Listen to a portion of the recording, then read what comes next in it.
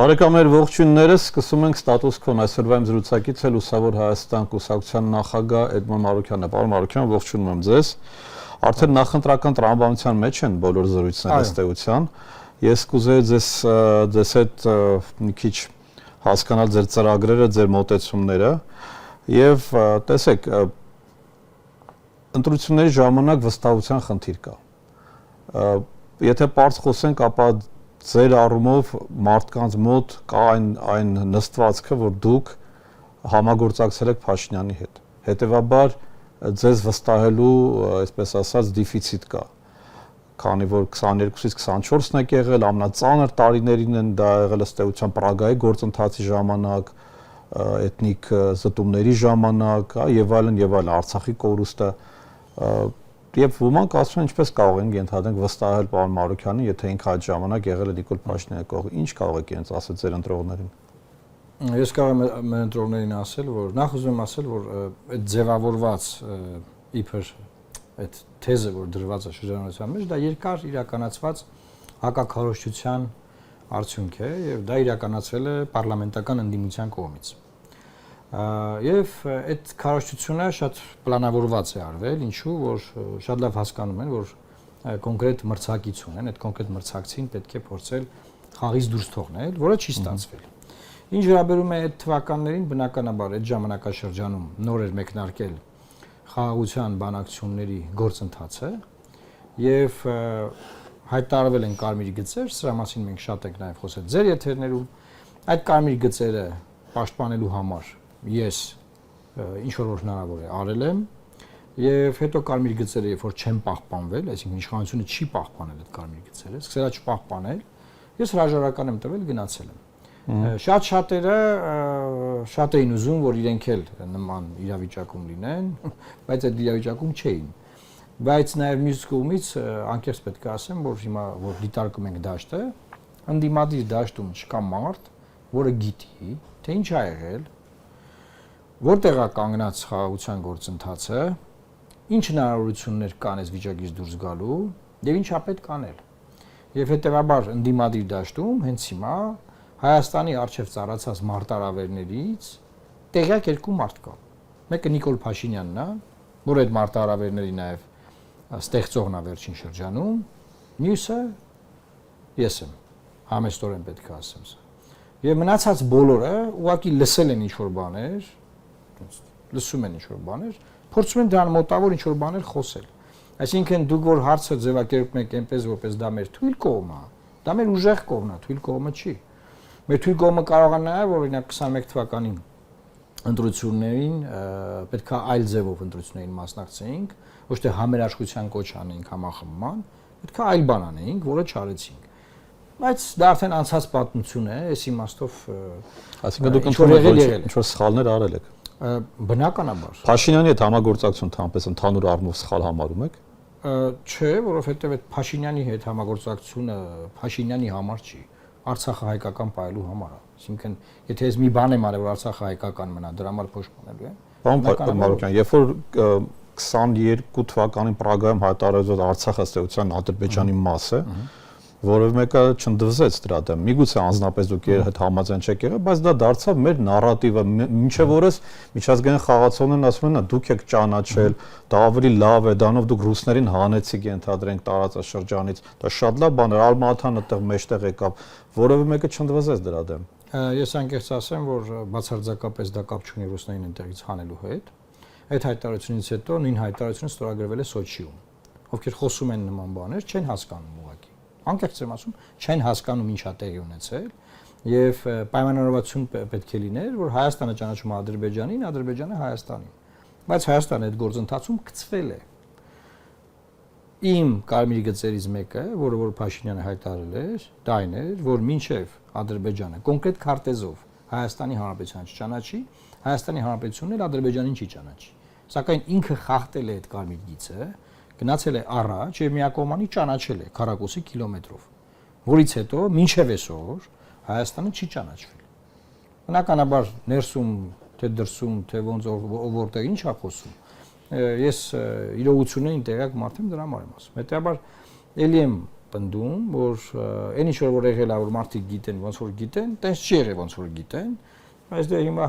2 տարի ավել, հա, ակտիվ քաղաքական գործունեության մեջ անդադար մարդկանց բացատրել ենք, բարձաբանել ենք, ներկայացրել ենք ինչա տեղի ունեցել այս երկրի հետ։ Իրականությունը հետեւյալն է։ Արցախը փլուզվել է, չկա Արցախը մի բանի պատճառով, ոչ թե Պրագայի պատճառով, այլ նոյեմբերի 9-ի փաստաթղթի կոլապսի պատճառով։ Նոյեմբերի 9-ի փաստաթուղթը կործանվելու պատճառով։ Էսա։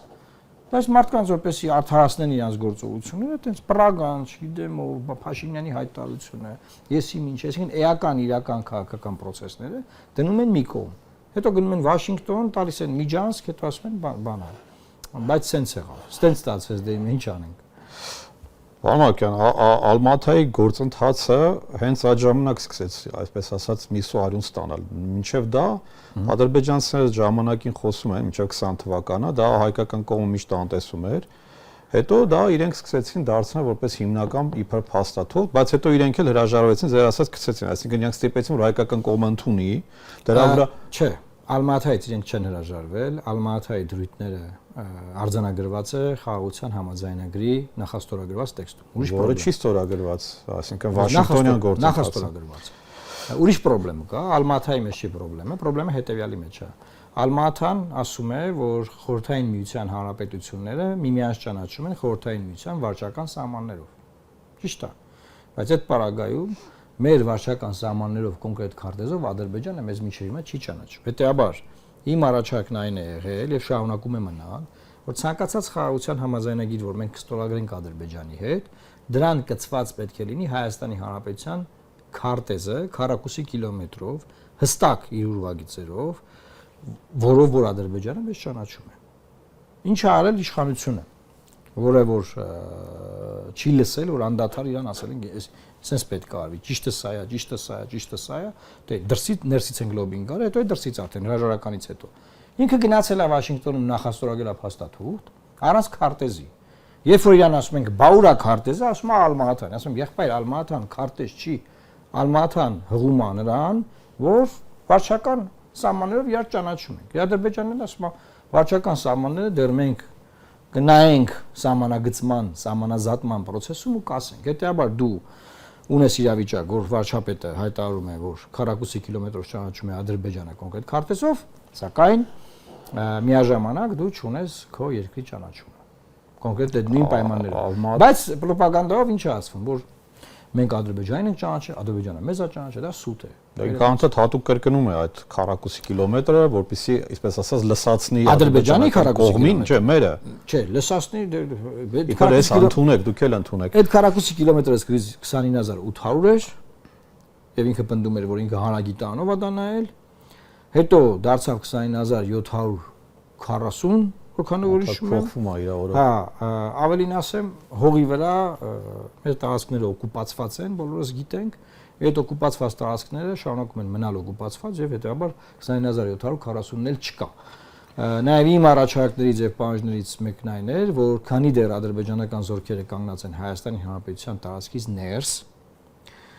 մենք չպետք է որևէ հարցով վերջնական համաձայնություն ունենանք Ադրբեջանի հետ փաստաթուղթ ստորագրելու մասին։ Այսինքն զորքերը պետք է դուրս գան, նոր հետո փաստաթուղթ։ Դրա մասին ենք չխոսել։ Իրանք կասեն, որ ընտրություններից հետո սահմանադրություն կփոխենք, այդ ամեն ինչը կլինի։ Բայց պարոն, եկեք վերադառնանք մի փոքր դեպի անցյալը, որովհետև շատ կարևոր բաներ կա։ Ալմաթայի ըստ էության հիշատակումը ես համարել եմ սխալ, այսինքն երբեք չեմ համարել, որ մենք պիտի հղում անենք այդ անիմաստ փաստաթղթին։ Բայց ձեր ժամանակ Փաշինյանի իշխանության Միացիքսեն գրես Հայաստանի վարչապետը չեմ եղել, էլի։ Գիտեմ, բայց երբ որ նույնիսկ մեզ են մեղադրում, ասենք, բա դուք ինչ եք արել այդ ժամանակ, դե դուք ամեն դեպքում հատուկ հանձնարարություններով դեսպան եք եղել։ Ալմաթան ինչի, այսինքն իսկապես այդպես կար կոնսենսուս ներսում, որ Ալմաթայի հռչակագիրը պիտի դառնա հայ-ադրբեջանական նոր հարաբերությունների, այսպես ասած, կարգավորման հիմք, որը նույնիսկ եւ արևմուտքում, ասենք Միացյալ Նահանգները, Եվրամիությունն են հղում անում անգամ։ Մի բան, որ ընդհանրապես եղել է, ասենք, Խորհրդային Միության, այդպես ասած, քաղաքավարի բաժանման ձև, որտեղ անգամ Արցախը չի հիշատակվել, դրանից հետո պատերազմ է եղել Ադրբեջանի եւ Հայաստանի միջև։ Ոնց կար այդ փաստաթուղթը։ Որովհետև այլ փաստաթուղթ, որը Եվրոպան, Ամերիկան կամ չգիտեմ, այլ երկիր հողում կաներ, ըստ էության չի ներկայացվում եւ ներկայացվում է այն փաստաթուղթը, որը խորհրդային միության փլուզման ակունքներում է դրված։ Վերջին հաշվով այս Հայաստանը խորհրդային միության փլուզումից հետո անկախությունը հռչակած Հայաստանն է, ճիշտ է։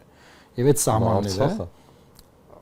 խոսում ենք Հայաստանի Հանրապետության մասին։ Արցախն էլ ենք մենք Հայաստանի Հանրապետության։ Դե հիմա կարանք առանձին քննարկենք, ոնց ենք համարել մաս, բայց հիմա խոսում ենք կոնկրետ խորհրդային Հայաստանի մասին։ Խորհրդային Հայաստանի մաս չի եղել Արցախը։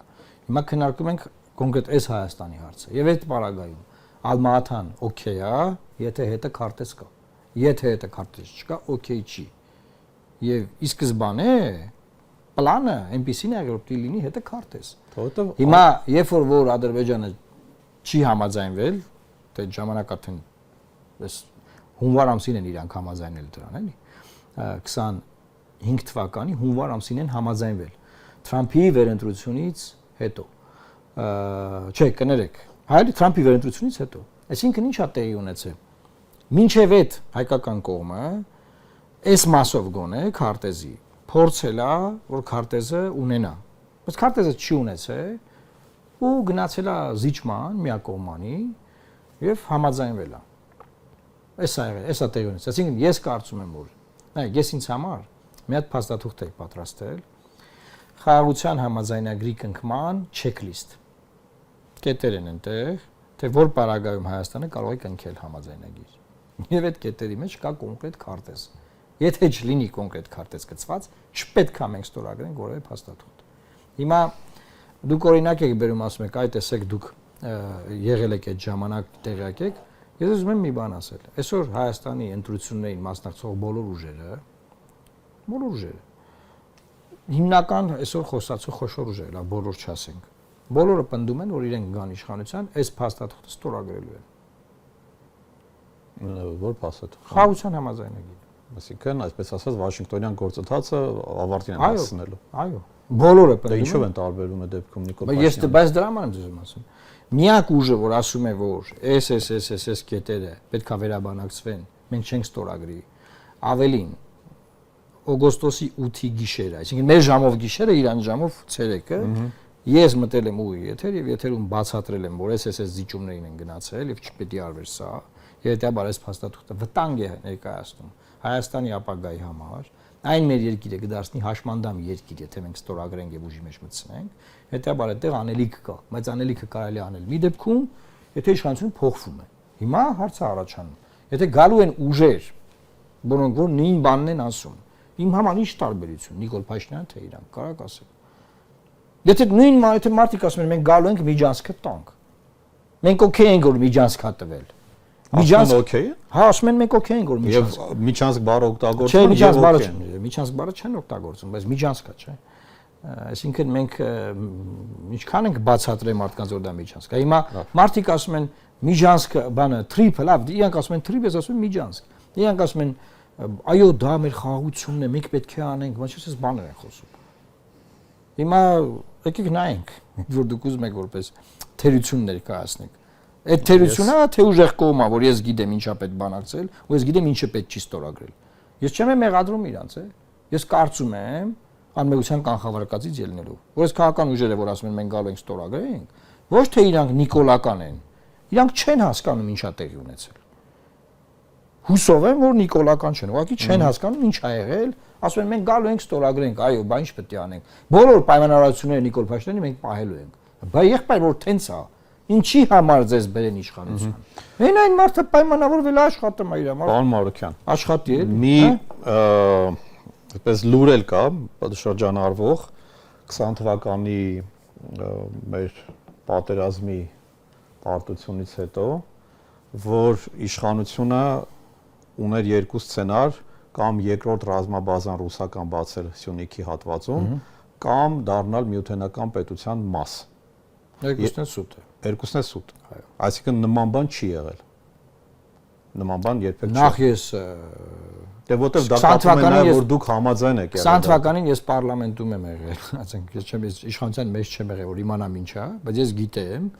հետագայում նաև ապագայի իմաստով, որ Հայաստանը միութենական պետության միանալու ոչ մի պլան չունի սուրել, ընդհակառակը դրա դեմ պայքար է մղում մեր իշխանությունը, թե մի կեղծ Բայց կարծեք համարում են դա մի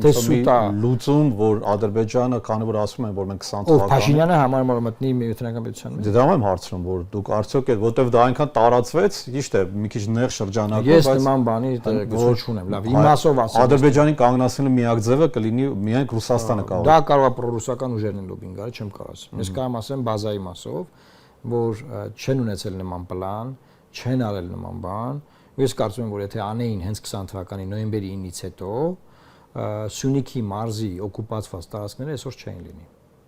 Սյունիքի մարզում բազմաթիվ օկուպացված տարածքներ կան Ադրբեջանի կողմից, որոնք որ կան մայիսի 12-ից սկսած 21 թվականի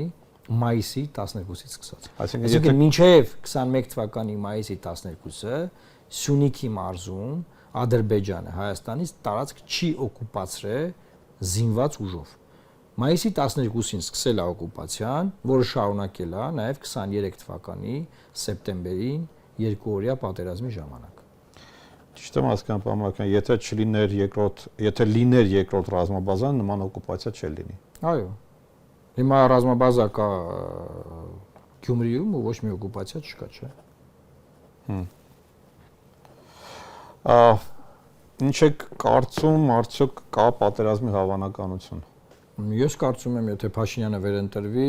պատերազմի հավանականությունը շատ մեծ է, եւ քանի որ այն մեծ է, նաեւ իր վերընտրվելուց հետո մարդը անկեղծ ասում է, որ դաժան պարտություն ենք կրելու։ Եթե լինի պատերազմ, մենք ասում ենք, եթե ես չլինեմ,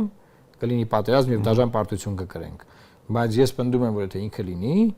այդ պարտությունը երաշխավորված է, որտեղ իր օրոք արդեն ունեցել ենք այդ պարտությունը։ Ձեզ դեպքում ինչի է մայիսի 28-ին ինքը ուզում սպառազինություն ցույց տալ, եթե դա Ադրբեջանում ընկալվելու է որպես, այսպես ասած, ձեռնոց նետել կամ բացարձակ։ Չի ընկալվելու Ադրբեջանում ձեռնոց նետել, որտեղ Ադրբեջանին ասում են, որ սա հաշվետու Ադրբեջանի կողմից մոնիտորինգ իրականացված զենքերի գնման գործընթացի հաշվետու միջոցառում է։ Դուք մտածում եք, որ Հայաստանը զենքեր է գնում, Ադրբեջանը չգիտի ինչ զենքեր է գնում, պարադով պետք է նայեն, հա։ Ադրբեջանը որ գնում է, մենք գիտենք։ Ինչ է։ Ադրբեջանը հուսով եմ, որ մեր հետախուզությունը գիտի, հուսամ։ Իրականում ես երբ որ հետևում եմ ադրբեջանական եւ լրատվամիջոցային եւ փորձագիտական, այսպես ասած, վերլուծական դաշտը, իրենք մեծ հարցական են տալիս, հարց են տալիս, թե ինչու է Փաշինյանը պատրաստվում մայիսի 28-ին ցույց տալ այդ սպառազինությունը, ում դեմ է դա ուղղված, ինչ ուղերձ է դա իր մեջ պարունակում։ Եվ դրանով օգնում են Փաշինյանին, շատ պարզ է, որ դա քարոզչական նախընտրական բնույթ է կրում, դա ուղղված է օրինակ նախկին իշխանությունների դեմ, որ ասի նայեք դուք ինչ զենքեր եք արել, ես նորն եմ արել, ժանգոտած եք արել, ես յուղը վրեն զենքեր եմ արել, բան ներքաղաքական process-ի մասը։ Ադրբեջանը ինչ պետք է դրանով մտահոգվի։ Ինչպես եք տեսում հայ-ռուսական եւ հայ-եվրամիության հարաբերությունները, որովհետեւ այնքան հակասական են այդ ընկալումները։ Ոմանք համարում են նույն արևմուտքում, որ Փաշինյանը ամբողջովին արևմտամետ է, գնում է դեպի արևմուտք։ Ոմանք համոզված են, որ ինքը մանևրում է, խաղ է անում եւ ինքը չի էլ կարող կամ նույնիսկ եթե ցանկանում է չի կարող ռուսական ազդեցությունից ազատվել։ Ոմանք համարում են, որ ինքը ռուսների դրածոն է, ինչ-որ անհասկանալի, ծայրահեղ, գոնե մի քիչ մոտ չեն, որ ասենք, հա մոտավորապես լրիվ իրար բացառող, այսպես ասած։ Ես վստահ գիտեմ, որ ոչ Ռուսաստանում, ոչ էլ Եվրոպական միության ինստիտուտներում տարբեր հիմարներ չեն նստած, մարդիկ գիտեն Հայաստանում ինչ է կատարվում, Եվրոմիությունում գիտեն, որ Հայաստանը չի գնում դեպի Եվրոմիություն, Ռուսաստանում էլ գիտեն, որ Հայաստանը չի գնում դեպի Եվրոմիություն, եւ հետեւաբար ամեն ինչ մնացել է ինչ-որ հռետորաբանության մակարդակում։ Այսինքն խոսակցություններ, քննարկումներ բան։ Բայց մեզ ատոմակայանը կփակվի, էլեկտրացանցերը վերցնում են, Ռուսաստանից հստակ ուղերձներ եղել։ Երկաթգիծը վաճառում են։ Վերջին ուղերձները եղել են հետեւյալը, որ նախկինում տեսեք, ռուսները չէին խոսում մեր ժողովրդի հետ ուղիղ։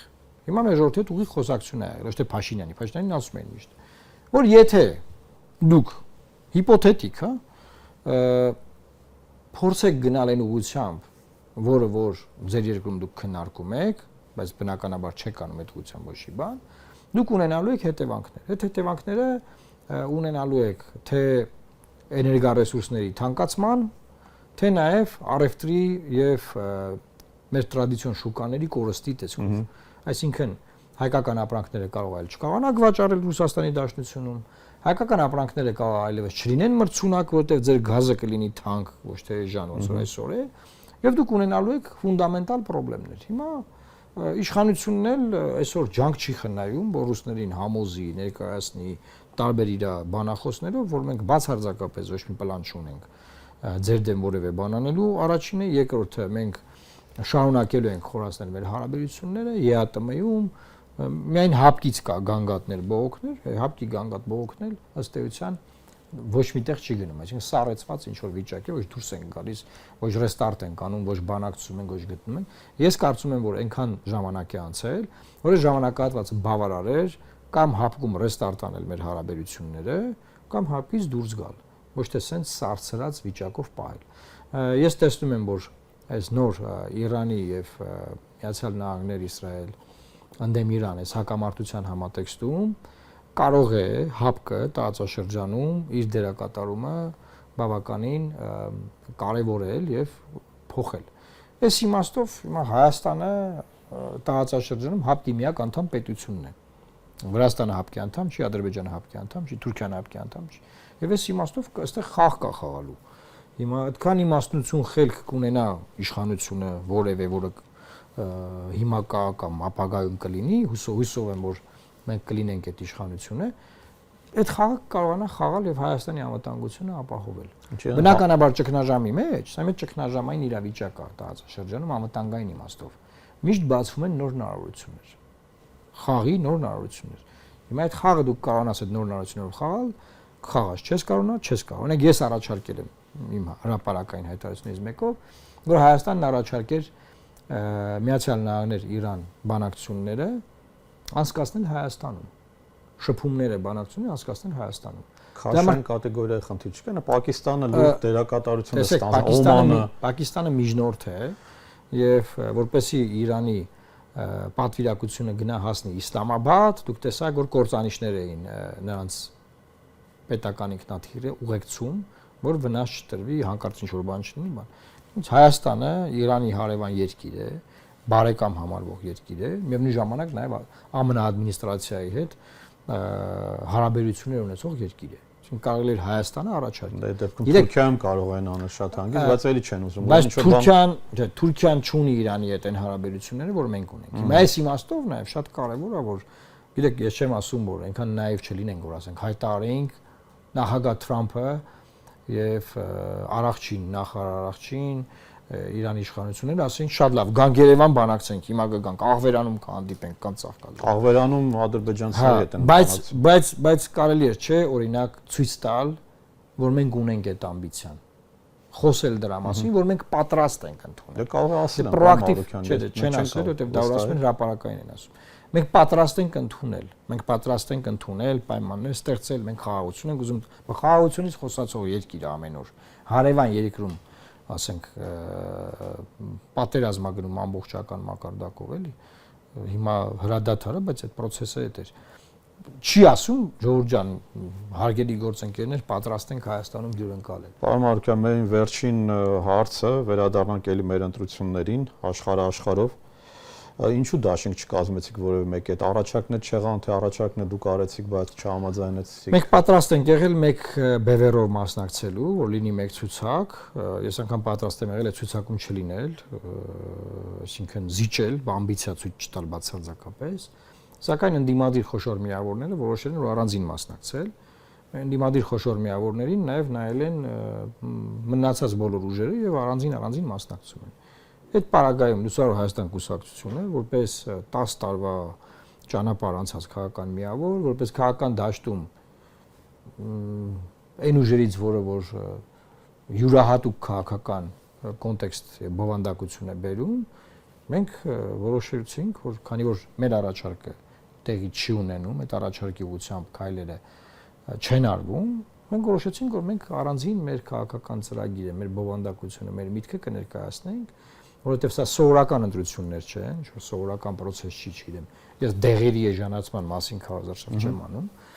այլ սա մեր պետականության, հայկական պետականության բովանդակությունը պաշտպանելու ընտրություններ են։ Սա